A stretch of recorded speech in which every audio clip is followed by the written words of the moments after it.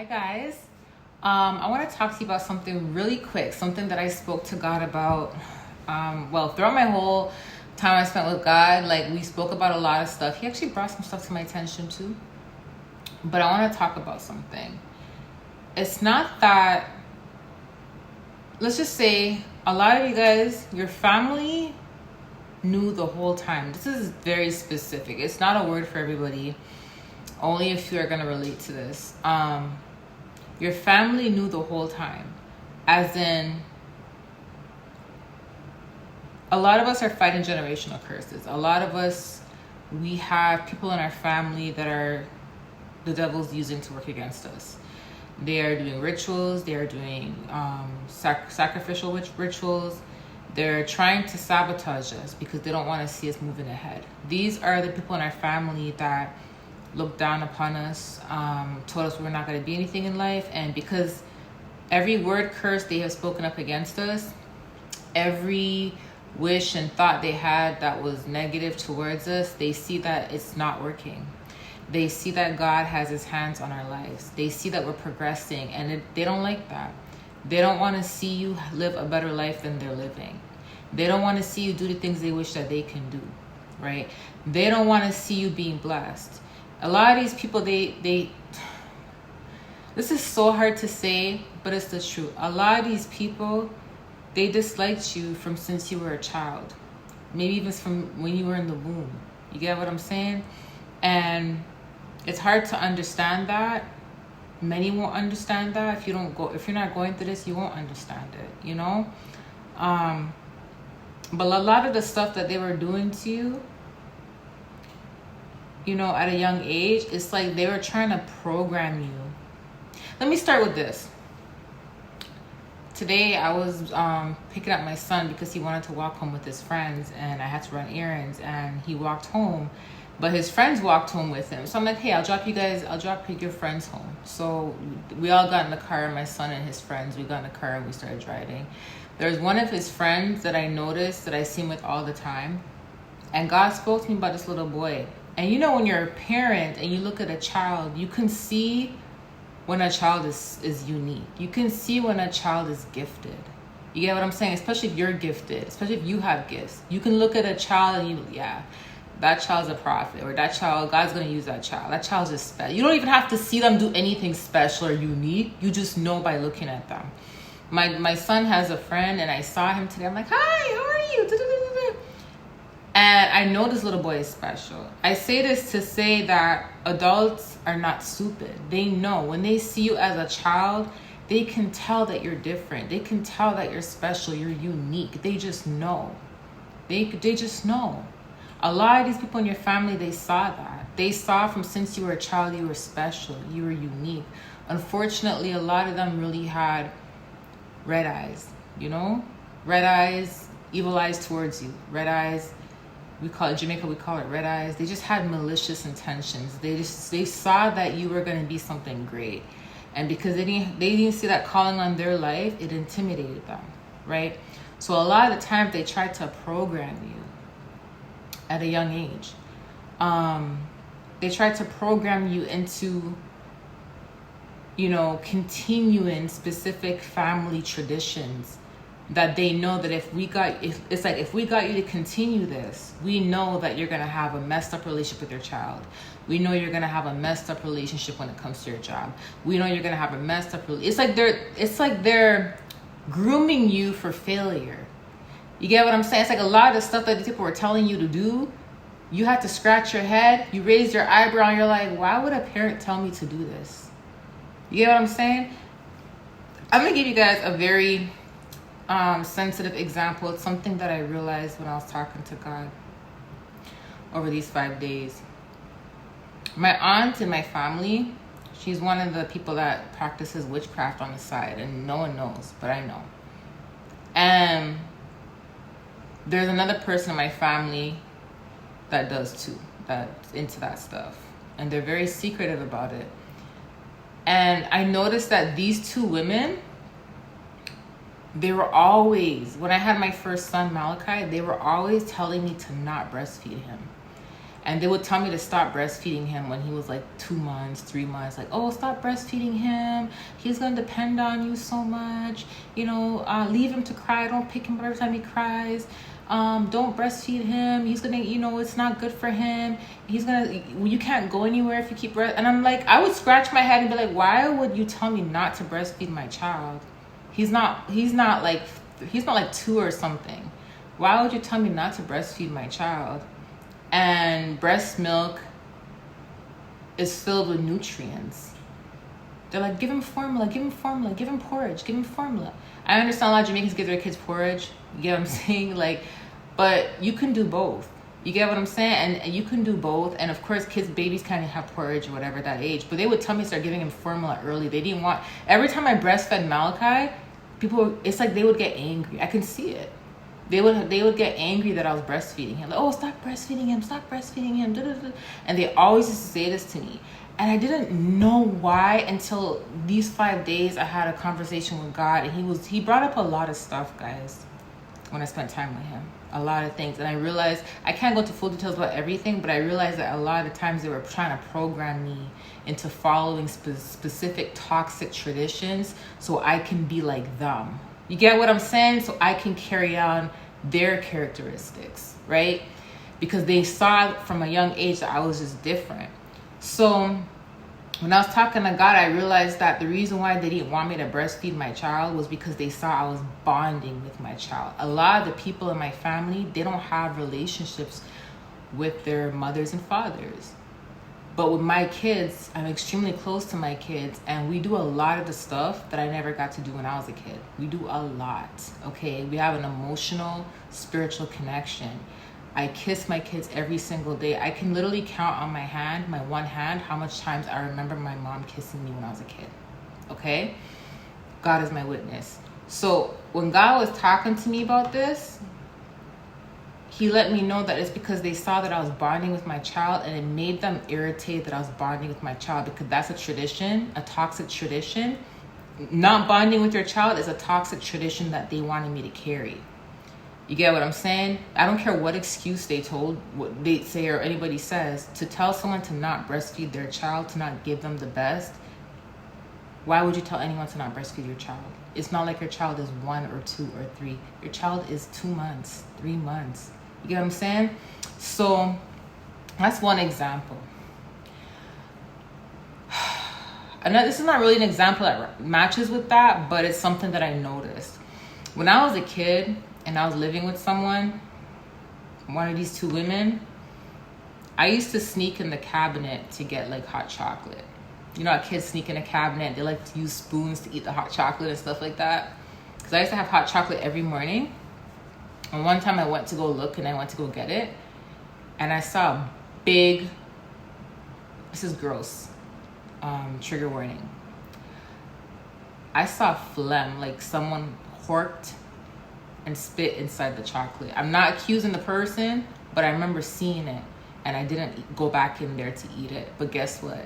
That person still fed me the same hot chocolate every morning, and I had to drink it. You get what I'm saying? So it's little things like that God, I forgot about a lot of this stuff, okay? It's when I was reflecting with God, he brought up a lot of things that I noticed, and a lot more that let me know that they were trying to push these toxic characteristics on me so I can carry it down my bloodline with my children, then to the next generation. And if I would have participated like that, it would have affected me and my kids. You get what I'm saying? So I say this to say, a lot of you guys been through the same things who can relate to this, where they would do a lot of these toxic things, and they would tell you to do a lot of things that you know is not right. But you would see your family do it, but you know it's not right. It's like an example. It's like, imagine you grew up in a family that, you know, that's with the cartel or something like that, and your mom or your dad is trying to get you to join at a young age and teach you about stuff at a young age. They're basically grooming you to be that when you grow up, and that's going to put your life at risk. It's like they're not bettering your life. Do you get what I'm saying? So I'm going to use that as an example. Yeah, a lot of you guys are going to notice that. And so God told me this stuff. He was showing me these little stuff. Yeah, it hurt, but he was showing it. He was kind of like, remember this, remember that. Because what he's doing is he's putting together puzzle pieces for me, so I can stop asking why. You get what I'm saying? So I can stop asking why. There's a lot more, and I don't want to go into it, but I will say this. A lot of these people in your family, they saw that you were different. They did. They know you're different. Because, like I said about that little boy, the first day I saw him, I knew he was different. Because I'm different. So you could tell when someone's different if you're different, right? So when I'm like, I even told my son, I'm like, I like Joshan. He's a very special boy. And my son was like, yeah. And my son told me something about him. Like, he literally almost lost his life. And God saved him. And I'm like, oh my gosh. And I was like, I knew there was something special about him. And he's such a polite boy. And I just knew that he was just different. So parents know. Grown-ups know. Adults know. Okay? We just know. So it's the same thing with you guys. They knew. Now, the point of me saying all this is, one, to get out the examples about the programming that they tried to, push onto you guys, the characteristics and traits. They wanted you guys to carry on, so you won't be able to do better than them. They want you to be just like them. And God said no. That's why a lot of times even when things were rough, where you were homeless, or because I've been through all that, where you were homeless, or I was in foster care at a period of my time, it all worked out for the best. You get what I'm saying? Even though in the moment I feel like it was the worst thing ever, it worked out for the best, right? So I also want to say that there's a lot of people in your family that know. And what I mean about that is, if you have people in your family that are up against you and doing witchcraft on you, these people other people in your family, because you're kind of like God. Some of you guys like God. Because I asked this question, I'm like, God, how is it I'm the only one that notices what's going on? Why doesn't nobody else notice? Here's what God showed me. They notice. They know. A lot of people in the family, they know what you guys are going through. They know. Let me tell you something. Like I told you guys in the past, not every seer, not every person that has gifts, not every person, some people in your family may be seers, some are just gifted. Not all of them are open like we are with our gifts. Not all of them are very blunt with their gifts. Not all of them they're very secretive with their gifts. A lot of you guys have people in your family who are dreamers, who see visions, and they know what's being done to you. They know who's doing it. They know why they're doing it. And you're like, okay, why aren't they doing anything about it? Here's what God told me, because I had the same question too, y'all. A lot of these people that know, they don't want to get involved. They don't want to get in the middle. They don't want to get involved, and they don't want to get in the middle because the witchcraft they're doing to you guys, the rituals and all that, they're afraid to get caught up in it. They're afraid to get in the middle because if they speak up for you, if they say something, they're afraid they're going to get attacked. Do you get what I'm saying? They're afraid they're going to get attacked. They're afraid to even get caught up in the middle. A lot of these people have jobs. They have families. Like they're your family, but I mean like they have like their own little family, maybe children, husband, or they have their own thing going on. And a lot of people, before they get caught up in certain things, they think about their own life. They think about themselves. They think about their lives, what they have going on for them. And they're like, okay, if I say something against this witch and I confront this witch for attacking my niece, or confront this witch for attacking my nephew, or confront this witch for attacking, my grandchild, or whoever in the family knows, right? They are going to attack me because I know. When you see there's crime scenes where if there's a witness, they try to get rid of the witness. The same concept. It's kind of like if they get involved, they're going to get attacked. They don't want to go through what we're going through. You get what I'm saying? So a lot of them, they just keep hush hush. They don't. Let me tell you something. In 2016, when I went through near-death experience, and I'll talk about this with you guys one day because I have a lot of new people on my channel that don't know this story about what happened to me. But in 2016, I almost lost my life because there was a woman that sent a spirit to me, and there was some my family member was involved, got paid to help. And I remember calling a few people because every time I was in this family member's home, the spirit was in her home. But when I went to another family member's home, the spirit didn't appear. And this family member was like, she's not a perfect Christian, and she's not she's a very flawed Christian, because no Christian's perfect. But she's like, oh my gosh, I can't believe you're a Christian kind of thing, you know? But she does pray and she does love God. So whenever I was in her home, that spirit wouldn't enter her home.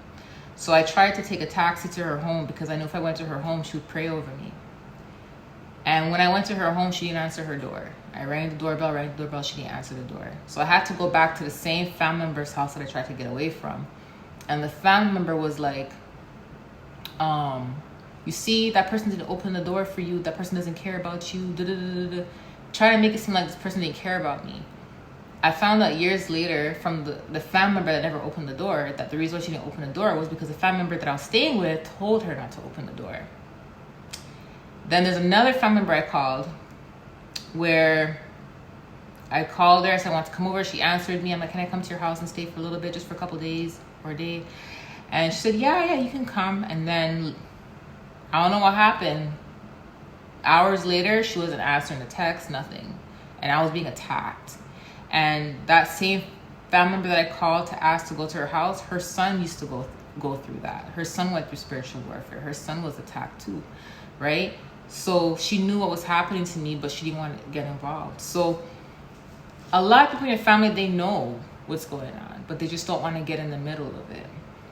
Because, like I said, a lot of them, they're fearful, right?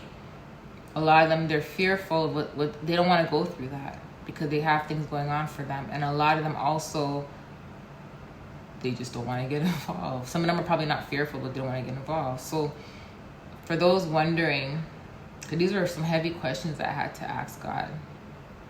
For those wondering, like, why don't the family members know? Why are you the only one that knows? Trust me, I'm pretty sure majority of them know. Majority of them know. They just didn't want to get involved, right? So, a lot of you guys, they always knew, but I feel like some of them, they probably knew, but they weren't sure. And I feel like you progressing in life and you walking with God is a confirmation to them. Or you speaking up about your testimony is a confirmation to them.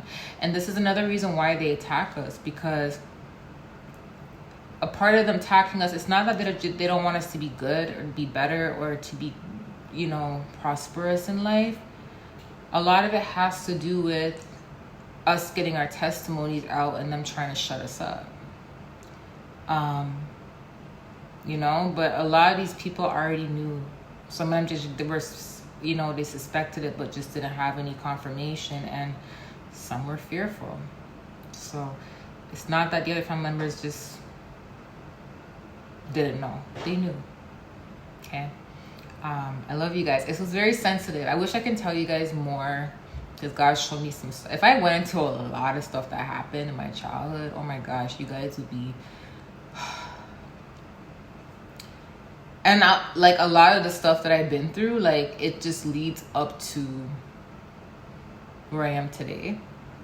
And it would be like, whoa, So a lot of them are fearful that a lot of us are going to speak up, and they don't want that, because these are them dealing with witchcraft behind the scenes and using it to get their ways, and using it to mess up the family and to cause people to war against each other in the family and break up marriages in the family because they're jealous. And a lot of that would be uncovered. A lot of those secrets would become uncovered if people found out who they are. Do you see what I'm saying?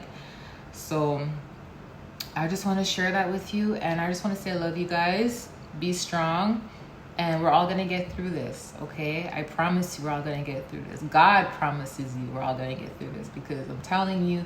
So when I was eating my lunch, I was like, God, please fight for me. And he said, I'm fighting. So he's fighting for us. you know. I also want to mention an example that he gave me biblically. So remember how Esther had to fight for the Israelites, like, and she was fighting for her people, and she was. I have another message for you guys about that, but I'll do it later or tomorrow. But so remember how Esther had to fight for the Israelites? It's like you're fighting for your people too, but you're fighting for your next generation, right? So I just want to remind you guys about that. Okay, I love you guys, and let's continue to break generational curses. Bye.